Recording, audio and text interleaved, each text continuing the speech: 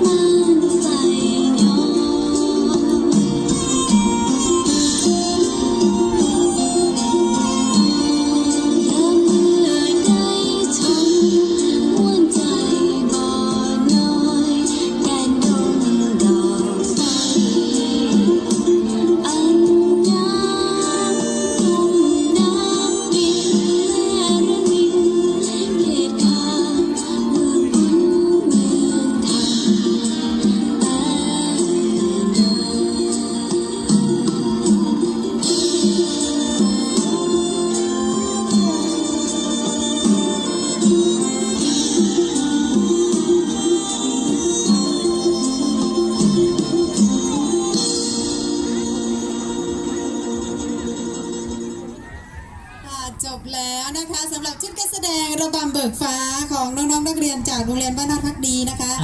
คุณครูผู้ควบคุมนะคะแล้วก็ฝึกซ้อมให้น้องๆคือคุณครูปุณณวัฒน์โคคงนะคะสนับสนุนชุดการแสดงโดยท่านผู้อำนวยการบุญเลิศมัทุรสนะคะค่ะน้องๆอย่าเพิ่งลงเวทีนะคะเดี๋ยวรอรับรางวัลจากท่านประธาน